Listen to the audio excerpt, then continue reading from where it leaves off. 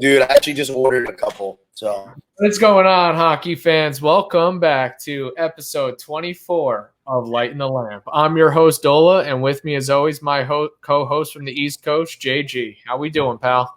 good, man, good. Long weekend of work. Probably put about a good 45 hours in 3 days. A little sleepy there today. Made it all the way to noon this morning. So got some good Z's in here. Nothing really done this weekend but work, but excited to get into some trade talk here. How was your weekend, pal?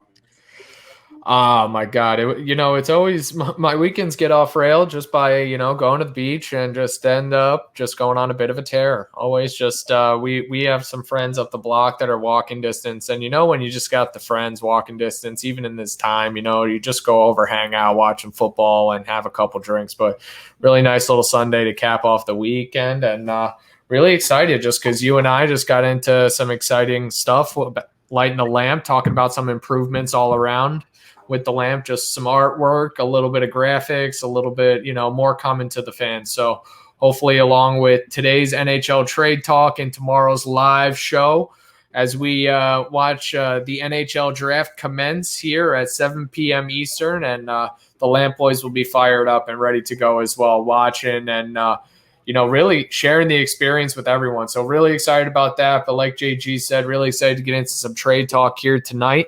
I think we got to get into the old traditions here, JG. I mean, I got the boot with beer. I got it ready to go. Got my tall boy already poured in 20 minutes ago, super warm.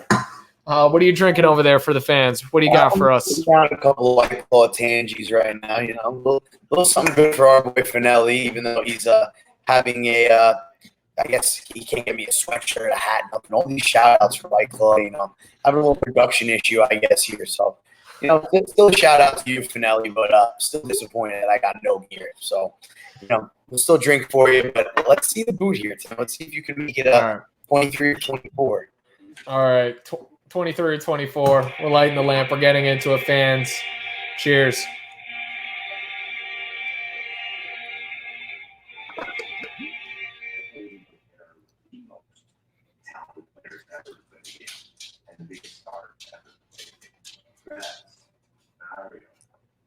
Like you said, the Germans drink their beer warm. Did it go down any easier?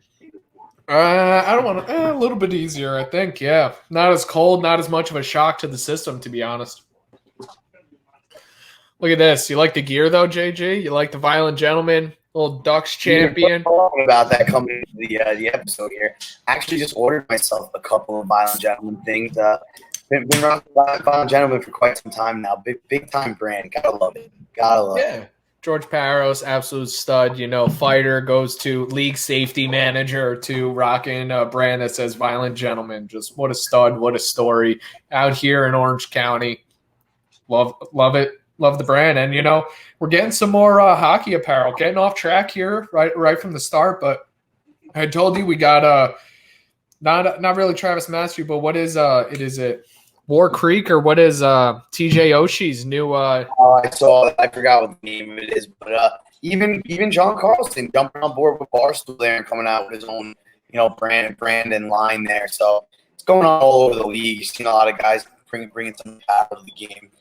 Pretty nice thing to see. Yeah, so TJ Oshie has War Road, so I guess that's where he's from, but bringing it back and just really cool. Again, kind of like what we're trying to do here at the Lamp, just us bringing more culture, hockey culture to the world, and that extended outside the rink. But, more apparel, more media content, and hopefully it works because, again, 2.8 million people watching Game 6 of the NHL Stanley Cup Finals is an absolute shit show. So, yeah. But let's get into this trade talk. A lot of exciting stuff. I mean, JG, it seems like a world has passed, but here we are, episode 24, 3 episodes already past the Stanley Cup. And we got more to talk about and a lot today to talk about. But let's start with our boys, the boys in blue, the Rangers. You're rocking the gear for us. You're looking good. Mark Stahl and the Heinrich Lundqvist buyout. So, I mean, we did a tribute last episode. So our tribute to Hank was our send-off, our swan song. We love you. We still want you to win the cup. Please go somewhere where you will compete. Just don't make it in the East. Please Not in the East. Just Well, go to the West. I'm hearing Washington Capitals, the Carolina Hurricanes, the Vegas Golden Knights, which is probably no good anymore now that Leonard has signed.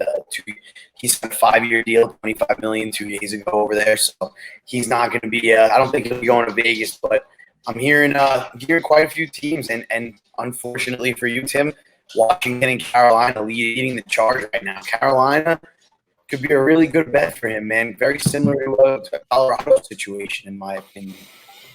I really hope it's Colorado. I would love him to, maybe it's a little bit too much of the off the Ray Bork story, but similarly just competing, like you said in the last episode. Mike Rupp even stole your point on like NHL Network. I thought it was awesome that, obviously you got a mind just like all that network analysts out there. So you were born for this, JG. And it would be quite a story, but do you really want to go against Hank with Carolina, 6 times a year? Absolutely not. Absolutely not. But Hank's going to do what's good for Hank. Let's be honest. If he gets a chance to go to Colorado, I don't see him passing that up. It's pretty impossible. And I don't think the money has anything to do with it at this point. I read something yesterday.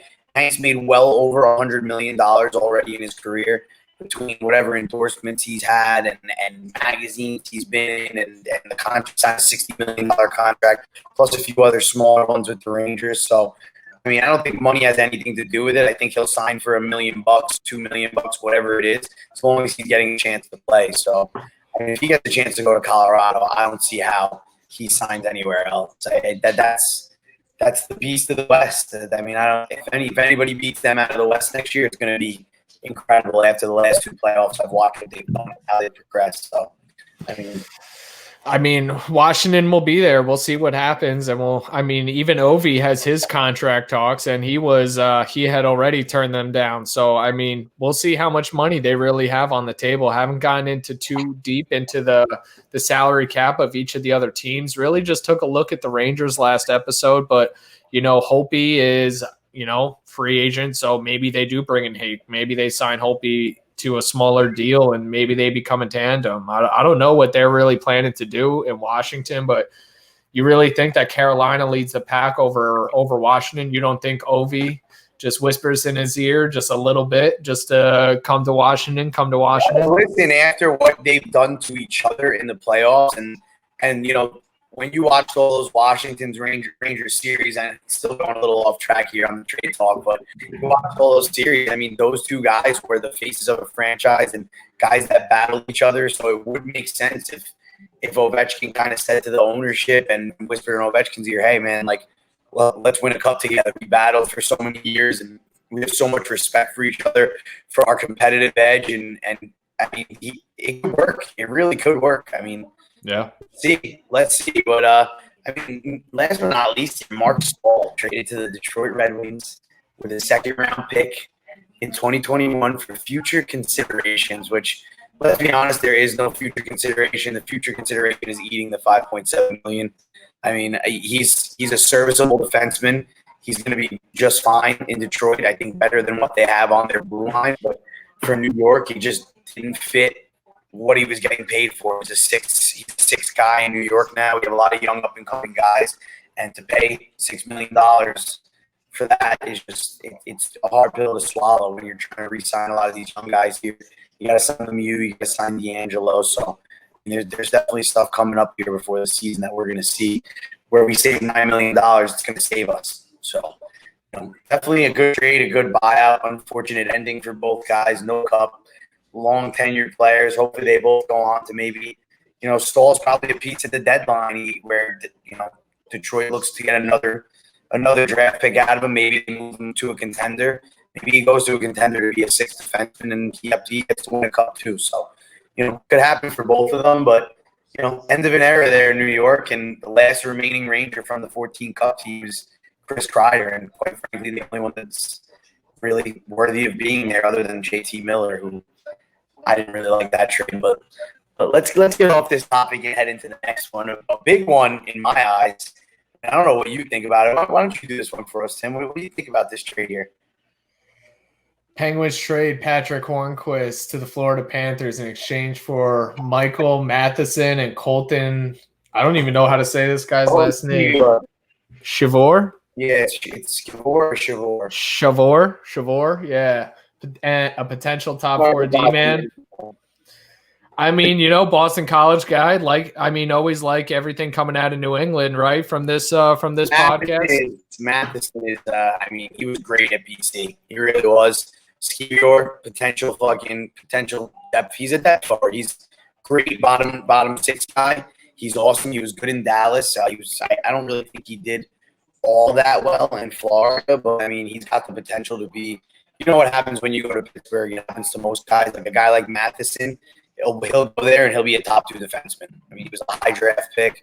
He was expected to be pretty big time, and he kind of didn't fit the bill in Florida. It didn't work out for him, but this is another Pittsburgh trade, kind of like the Kapanen one for me, where it's a reach. It's like we're going to give up one of our top, tough, gritty forwards, a great top 9 guy that's played with the best of them in the league, won cups with us. We're going to give him away for the potential that a guy who hasn't panned out in Pittsburgh. And that's kind of what they're doing with Kapanen. Kapanen's panned out, but not as a top 6 guy. And Pittsburgh kind of handed a lot of stuff to get him and is praying that he's going to come into the top 6 and do special things. So, a reach that could really work. And I can sound stupid for calling it a reach, a couple weeks from now. So, good trade on both sides. Florida was soft this year. Soft as baby shit. It was horrible. So, Patrick Hornquist definitely fixes that up for you. He'll run a goalie. He'll stay in the chest with his stick, and he'll score 30. So, not a bad pickup for Florida. Obviously, Patrick Hornquist was not consulted before this trade because he was throwing his shit out on the freaking doors on the garage patio. He was just lit up. He was just no offense. Some people are saying Biz came on spitting chicklets and he did say that's bullshit until somebody shows me a fucking video and he says it because he's a pretty animated guy, Hornquist. He'll answer your questions. So Biz kind of defended him on that, but if that is the case, listen, the guy won 2 cups with them. You watch the kind of heart and soul player he is. He's the kind of guy. He's black and blue every night. He's in the crease. He's scoring the filthy goals. He's got pucks going off his back. Listen, I'm not knocking the guy. I think he's a great player. You love to see. For me, you love to see if it is true. The animation, the fact that he loved his team, he wanted to be there and stay there, shows you what these hockey players give night in and night out, and how hard it is on some of these guys to move on. It's not. You see the trades, and we just talk about it, and it's this so and so got traded. It's good for them. It's not good for them. You don't see the family aspect. He's been in Pittsburgh for how many years? I'm sure he's got a wife. He's got kids. Now he's got to move his kids from their friends. And listen, let's be honest. Would you want to move from Pittsburgh to Florida? I would. Yeah. Dude. You've been by my grandma's house. He's going to one of the top 3 to 5 areas in all of Florida. Hollywood Beach area. You're right in between Miami, Fort Lauderdale. The schools are great. Big money down there.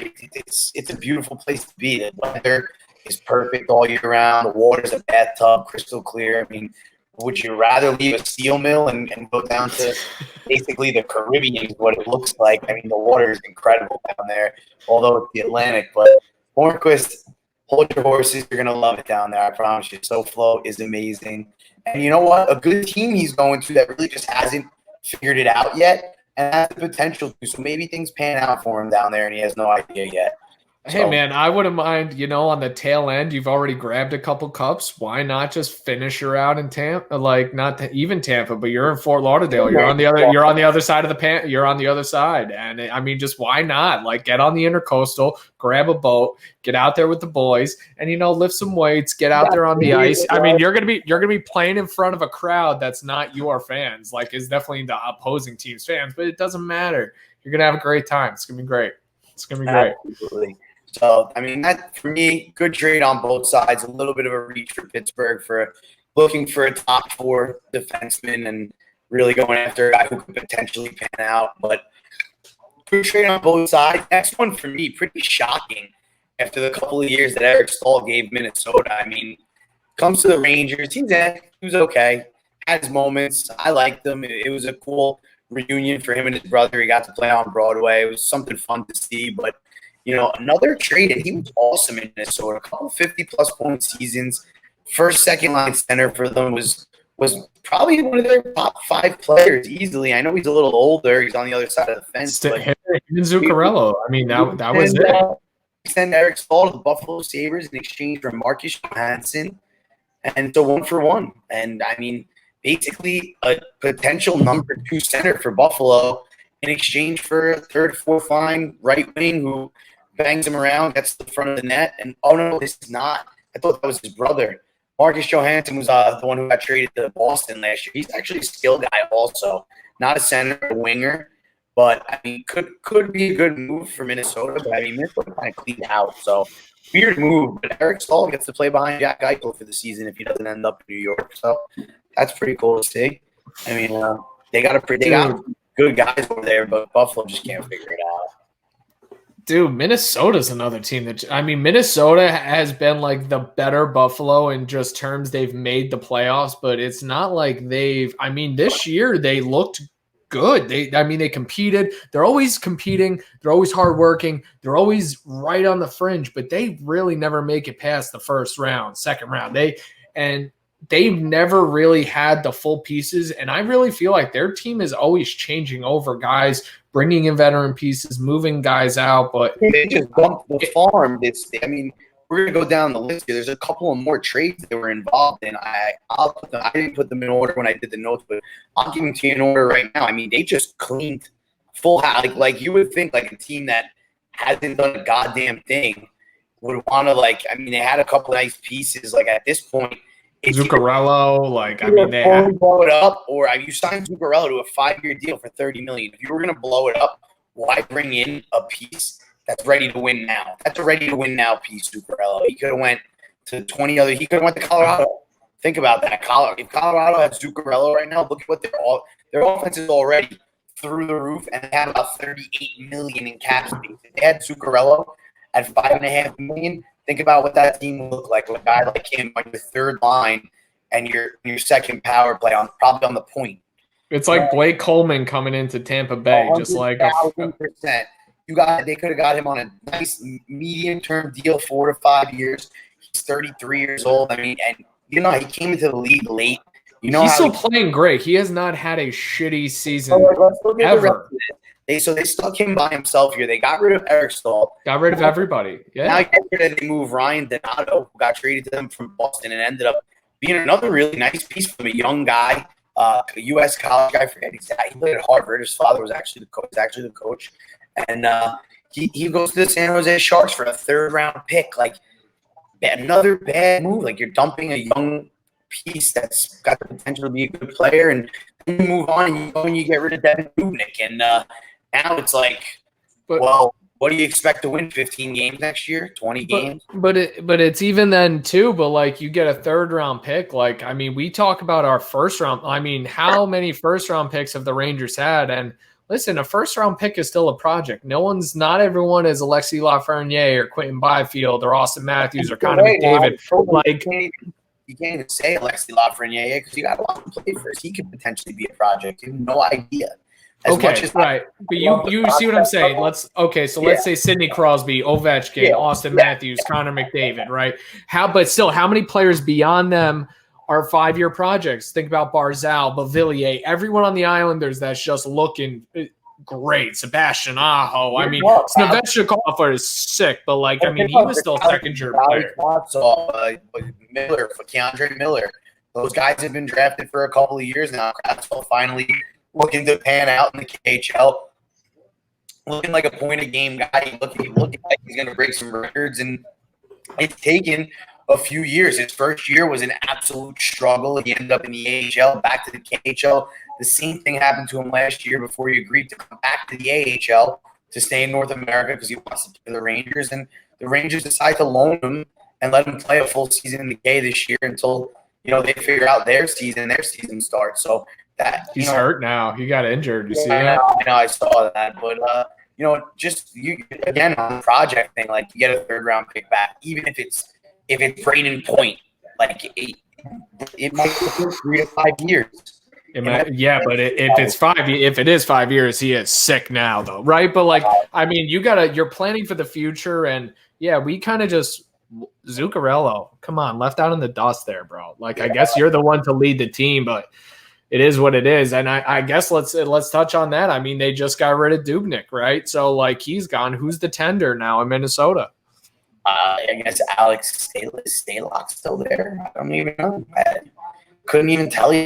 They've gone Who is Holt, like, you gonna grab Holtby? Like, I mean, he's on the end of his career. Like, you got to grab a young guy, right? In that. Yeah, you got to go. If you're going to clean house, you got to go all young. I mean, at this point, you're going to have to look for a move for Zuccarello, and you're probably going to have to eat salary because, to be honest, you gave him a big deal, and a team that's going to contend, that's going to come in and take him, isn't paying him $6 million a year.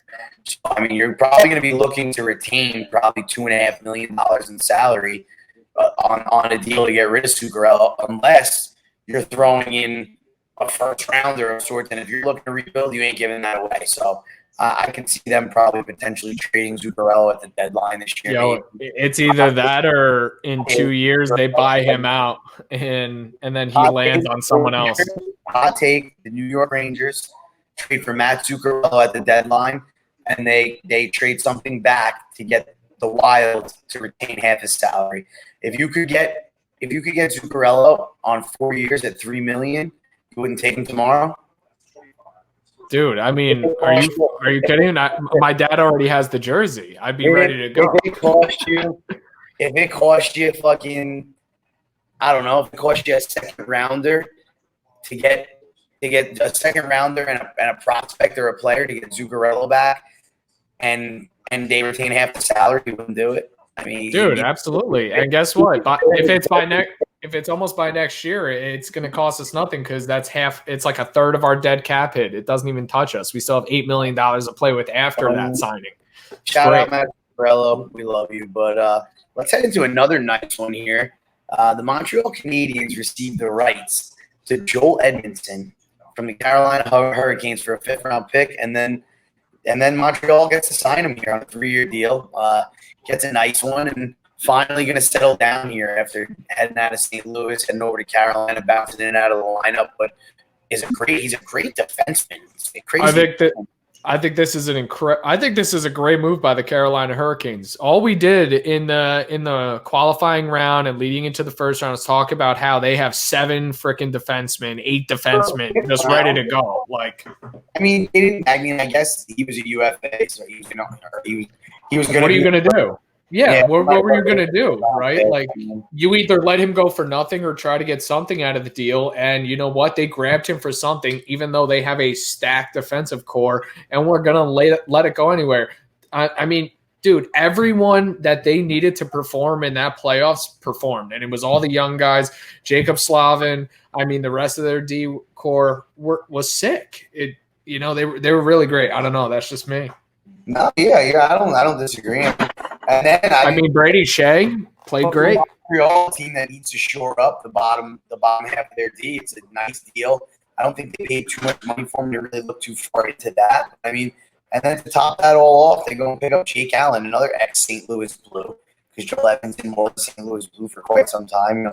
You grab 2 ex-St. Louis Blues, 2 ex-Stanley Cup champions. You put them in your lineup, and now you got to battle Carey Price there. If Carey Price is ever playing like shit, you have a guy behind him who can really play the game and step it up. So, well, it's not even they even said it. It's just because, listen, Carey Price has been in the league 10 years, and it shouldn't be on him to win them 80 games a season or 70 games a season. Like, if they want him to go further in playoffs, they do need someone to carry a bit of the load. Like, listen, like it's just how the body works. And you know what? You want to have Carey Price to have the ability to be able to take a night off or two. And then guess what? At the end of the season, let him get hot and just run it through playoffs. And then you put the other guy on the bench just in case, right? Yeah. Like, I mean, in my eyes, you always need the one goaltender to get hot, right? You need your Khudobin, you need your Vasilevsky. Like, I mean, tandems are great, but at the end of the day, you need the hot hand. And it's not going to be coming from sitting on the bench every other night. It's just not how that works. So, I mean, Let's get into this next one. I'm actually pretty excited. It's an interesting move. Chicago Blackhawks received Brandon Peary from the Las Vegas Golden Knights in exchange for Dylan Sikora, 1-for-1. You know, what's your thoughts here? Because I'm a big fan of Brandon Peary, so I really am I'm a fan of I'm a fan of the move by Chicago. I think they need that help. Organization before, so I mean, they know who he is. He's there before. I mean, he's been all over the league for years. He's been playing. He just plays at such a good depth role. I mean, he did it in Vegas.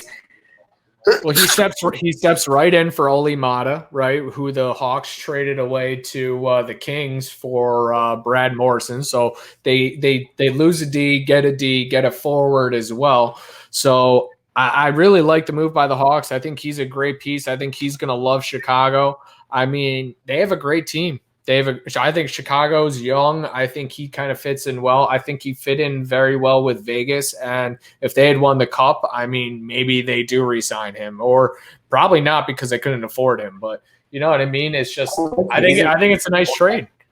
He's an ex-20 goal guy. He's done it a few different times, and he's played in fucking almost 300 games. So for a young team with a lot of rookies and stuff like that, fits in the bottom six with the potential to put up 20, and you can put him on your power play because he's got an elite shot. He can shoot the puck better than most players in the league. I mean, if you look at his stats last year in Vegas, he played 30 games, 12 goals and 6 assists. Like when he's going, he could be a 25-25 guy. I mean, he's got the skill to do it. He's never really everywhere he goes. They just know he's just a prolific scorer, and that's really all he is the problem. Like he can put up assists, but he really he's at top of the circle, snipe kind of guy, and he's you can find guys like him around the league. He does everything, but from what I hear, he's got a great attitude. So I think it's a great opportunity for him in Chicago, play with some young guys, some young up and coming players. You got to Brinket, and imagine putting him on a second or third line with a guy like that. So you got Tyler Mott. You got all these young guys. You got Kubalik. You got.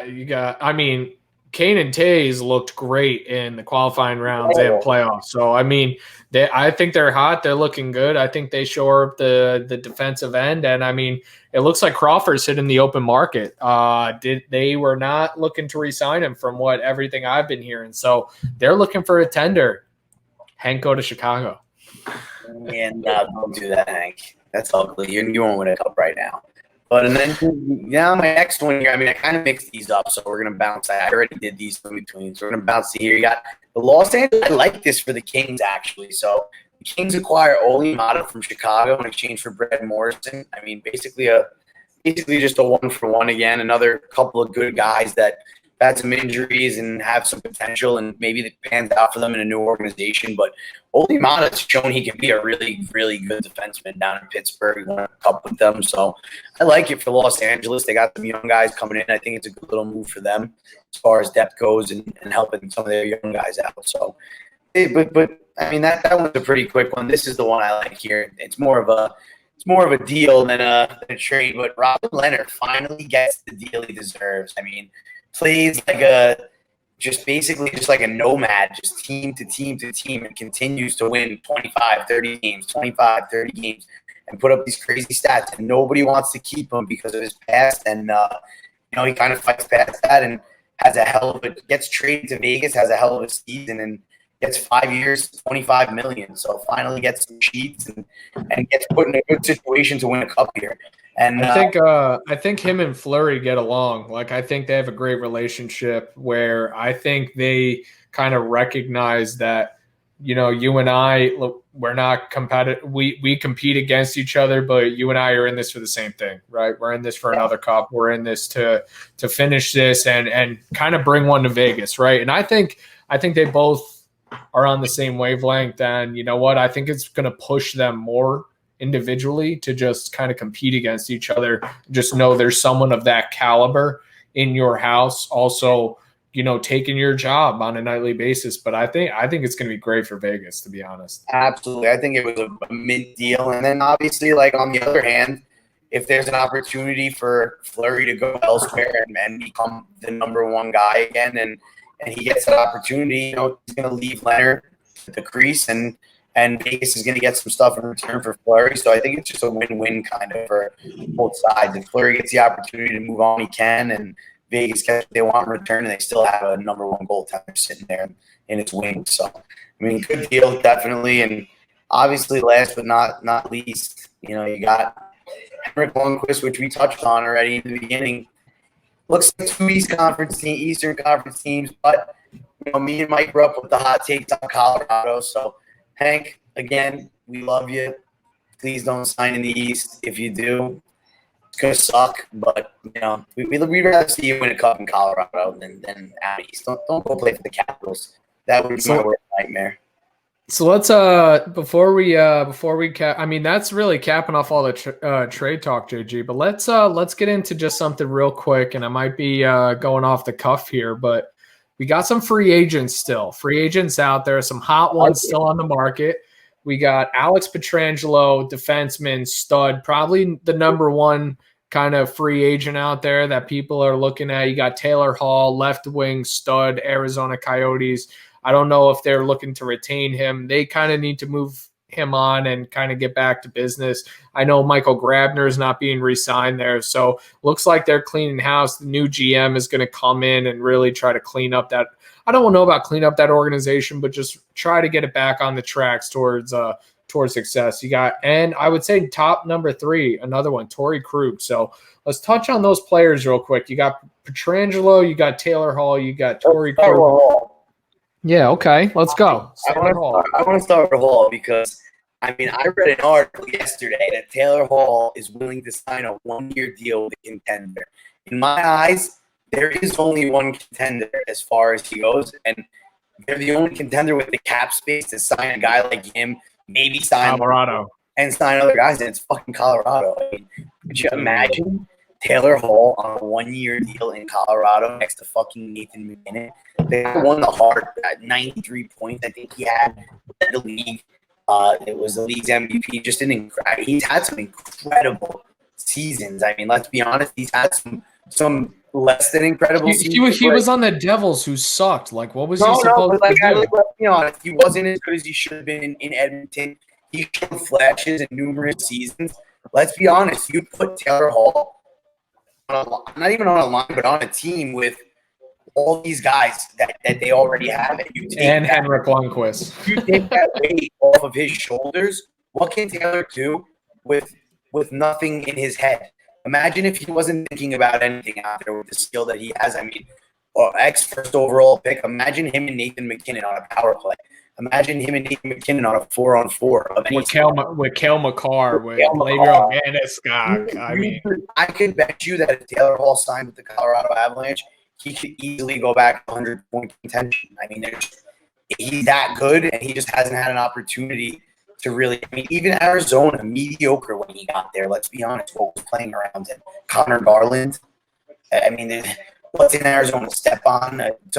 Come on. Like you were on the Yotes wagon through the playoffs a little bit. Take a look at them on paper. You got Grabner, you got Stepan, again depth pieces, all really good depth pieces that made a run at the first round of the playoffs. They haven't done anything since that year. What was it, 2012 or 13, when they went to the Eastern Conference Final? They haven't done a thing since. Let's be honest. The first round exits it's either no playoffs or first round exit, and they look like they're about to be there every year. Then you get rid of Max Domi. Clayton Keller is still an incredible player, bro. Oliver Ekman Larson, he's on the way out too. He's a big trade bait too right now. So for me, just hasn't had the opportunity. Even Edmonton was brutal when he was there. Then he goes to the Devils, and the Devils are absolutely brutal when he's there. It's the one good season where they go to the first round of the playoffs, and he has 93 points. And he's the only reason that they went to the playoffs. Then you're on a bad Devils team the next 2 years, and you get traded to a mediocre Arizona team. Not good, not bad. Got the grit this year. Made it a little bit, but not all the way. For sure.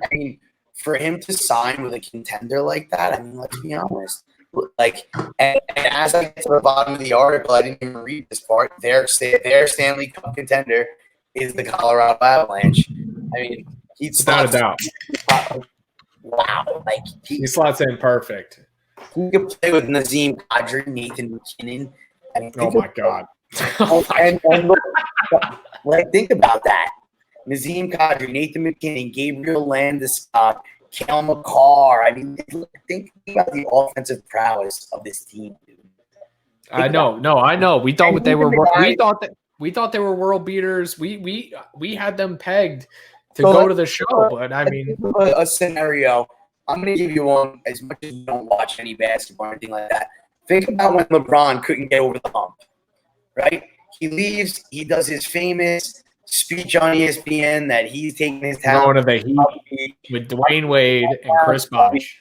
He became the guy there, but he got there, and the weight of the world was off his shoulders that he didn't have to be the fucking guy. He could take off one night, and Dwayne Wade could put up 50 and assists and rebounds and do the same thing that he did at a level close to it. He got there. He broke the door down. He won a couple of titles. He moved on, and now he wins everywhere he goes. Think about Taylor Hall, first-round pick. He's everywhere he's gone. Everybody's expecting him to be the guy. Like, he was the Coyotes savior, the Devils savior, Edmonton's savior, and it never panned out that way. Now you go somewhere. Well, you think like a Taylor Hall and Clayton Keller and before and a step on or another piece might be that, but it just listen. It didn't happen. I know it didn't happen. And you know what? This would be the opportunity of a lifetime. This would be the opportunity of a lifetime, and we'll see what happens. I hope Henrik Lundqvist and Taylor Hall both go to Colorado and they get another piece and they just shore this shit up and we just watch this magic happen. If Colorado signs Hall at like a team-friendly 3-year deal, which Hall's made some fucking money, so I don't really think he cares. Like, they could potentially be an absolute powerhouse for the next 3 years. You could see 2 to 3 cups. I mean, think about No. The New York Rangers are winning the Stanley Cup. In the next 2 years, they're going to win the Stanley Cup every year for the rest of the time. So it's going to be great. So, what do you think about let's go into Pietrangelo next? And give me 1 second here because I swallowed 2 White Claws in about 30 seconds. I'm going to need to grab another one. All right, so go grab another White Claw because I really don't know what I think about Pietrangelo right now because he is probably one of the most solid shutdown D, blue line, no one crosses. He's not Hedman, he's not Carlson, he's not as big of a body. But, I mean, who can you trust more than Alex Pietrangelo to just be offensively scoring on the ice? He's like a Seth Jones, Zach Werenski. You just know he's incredible. He's one of the top 10 in the league on the blue. And, it's surprising that he's not been one of the players that's just been signed already. You think, obviously, St. Louis would have loved to get something for him, right? Just something for him. But, it's kind of hard. And I think this is his one time. I think he's kind of been a little cap friendly to the Blues beforehand because he was trying to win that cup when they had Tarasenko and they had everybody right in the deal beforehand. And I think this is his retirement deal, unfortunately. So I think he's kind of searching more for – because he got the cup, man. So he's searching more for – I think he's searching for the money, Yeah, but, 2 of the teams that I'm reading are – obviously, everybody's been talking Toronto. I mean, I think Toronto's got to be absolutely crazy to go sign yet another guy to yet another monstrosity of a deal. I mean, you're already having a hard enough time shoring up your team enough because you've spent so much money on your top-end players that to do this again would just be disastrous for the organization. So, I mean, I'm reading something that you and me are both not going to like, and I've read it for the last few days. The Flyers got Matt Niskanen's $6 million off the books. Retired. Here in the Philadelphia Flyers and the New York Islanders are hot on Pietrangelo's tail. 2 teams very, very close to contention. 2 teams that if they grab this guy could very well be over the hump. I mean, the Islanders defense with Adam, like you got Ryan Pollock, Adam Pellick, you got Petrangelo now. You got Devon Taves. Like, oh my God, dude, that is just a now you're just cooking on the blue line, just real hot. And even the Flyers, Ivan Provorov with Petrangelo, that is quite a pairing to really behold. And don't they have Golter's beer and like a few other really nice deep pieces? Yeah, I mean, 9 million plus is what they're looking at though for Petrangelo. But I mean, everywhere I go, they're the number one, the Flyers. Oh, Listen, but they're saying they're gonna trade Gostisbehere because he has 4.5 million on the book. So if they trade Gostisbehere and they get rid of Niskanen, they're down. That's $10.25 million, which they need to shore up that D line because that's a good pairing. That's some good talent, right? They'll have plenty of all their young guys are panning out. Travis Sanheim and they got a bunch. Konechny, Hayes, they're all playing great together too. They're all looking good. Particular, a lot of their draft picks are. Couturier just won the Selke. I mean, come on. This is that's big news, man. And then last but not, who's the third you wanted to talk about here, Tim? Well, I mean, I had a few others in mind too, but I mean, you got Torrey Krug out the Boston Bruins. He was just like, sorry, Boston sent over a few qualifying offers over to him, and he was just like, sorry, I'm looking for the dollars, baby, because I know he wants to win a cup, but like, I mean, they offered him $40 million. I'm pretty sure on a 6-year deal or something like that. So. I mean, it wasn't nothing, but he was. I think he thinks he's commanding $8 million, and I got to be honest. On the open market, I tell you, he's getting 7.5 to 8.5. Well, he said he's taking shorter term deals. He's taking the bridge deals. He wants. I think he wants the 7-year, the 8-year, or he wants the long term deal. He wants the long term deal with also the payday. You know, we'll see. Can't ask for both, but. I mean, all right. So we got. Let me throw a few more at you, just because let's end this quick. 2 more, but Tyson Barrie, because we already talked about the Toronto Maple Leafs and him go to the Rangers. So he, age 29 right now, $5.5 million cap hit.